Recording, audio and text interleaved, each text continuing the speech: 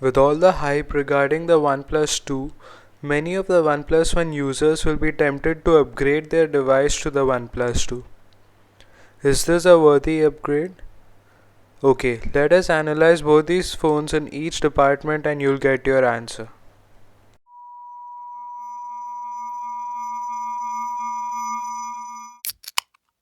The OnePlus One had a gorgeous design and the new iteration does the same with an added home button. Not a physical button but a capacitive one that also behaves like a fingerprint scanner.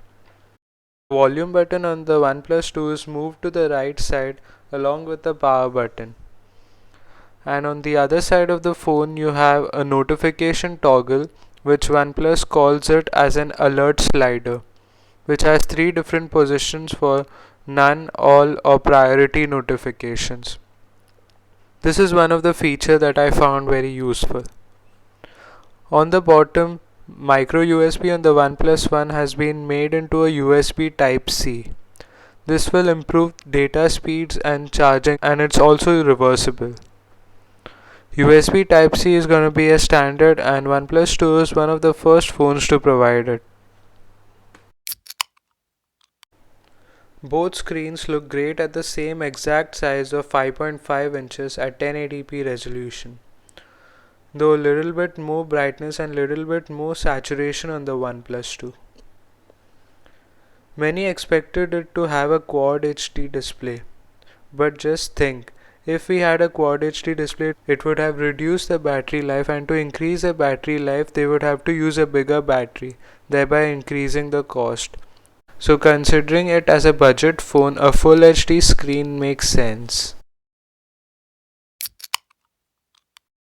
Here, the Snapdragon 801 processor with Adreno 330 GPU on the OnePlus One goes up against the Snapdragon 810 version 2 with Adreno 430 GPU on the OnePlus 2.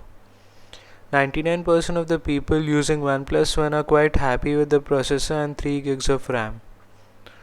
Snapdragon 810 were a thing in last year's flagship phones, but the phones used to get heated up like crazy.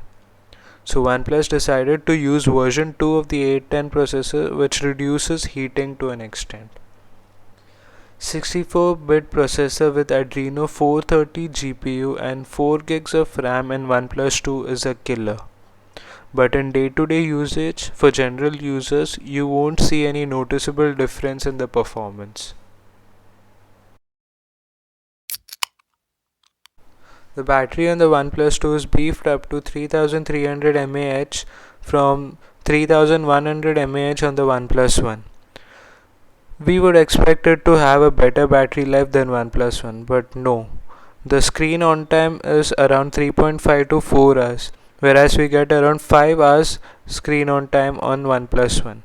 OnePlus will be sending out an OTA update that increases battery life in a couple of weeks or days. So let's wait and watch. In the hardware department, you get those notification toggles that we talked about, and also the fingerprint scanner on the OnePlus 2. And also the phone will provide dual SIM capabilities out of the box.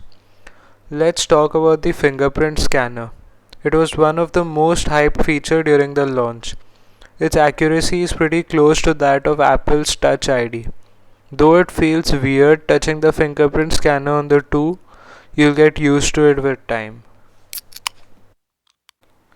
Although there are some upgrades on the OnePlus 2, the specs of both the cameras are identical on paper. Both have 13 megapixel rear camera and 5 megapixel front camera. The 2 has added features like optical image stabilization and laser autofocus, which you can see right below the lens. f2.2 aperture continues on the OnePlus 2 also. If we compare the camera with that of LG G4 and Galaxy S6, we see that its camera performance is not up to the mark. The optical image stabilization doesn't work at times and there are some focusing issues while capturing 4K videos. Yes, it obviously supports 4K videography with a limit of 10 minutes. The front camera takes video at 720p maximum. I think the camera can be improved with an OTA update. The co-founder of OnePlus, Carl P, has told us that within a week or two we might be getting an update which improves the camera.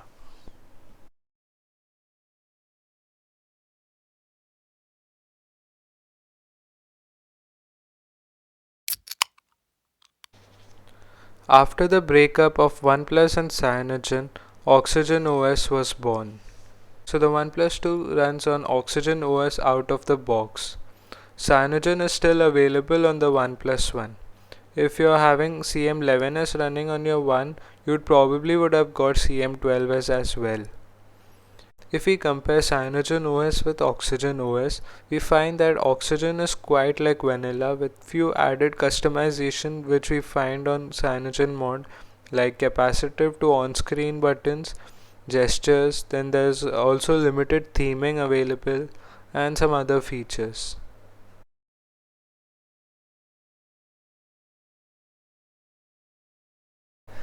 Then there's something called Shelf, which shows you all your apps and contacts you use frequently.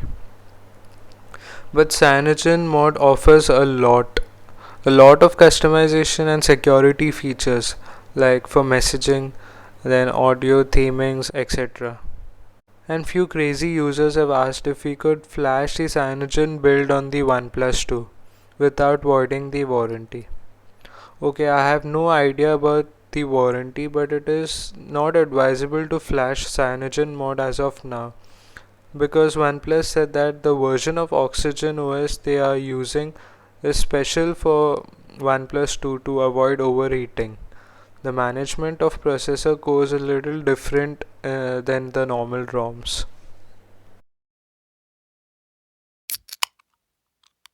The call quality on the 2 has improved a lot from that on 1. The sound from the speaker grills is very clear.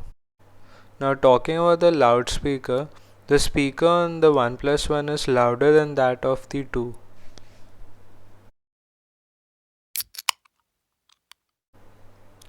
Okay, in short, if you upgrade your OnePlus One to the OnePlus 2, you're getting a superb camera, a fingerprint scanner, awesome call quality, but an average battery life, a software which is almost stock Android with few customizations, and no NFC support. Now you decide. I personally feel that it's not necessary to upgrade as OnePlus One is still a great phone. But if you have enough money to spend, then you should upgrade.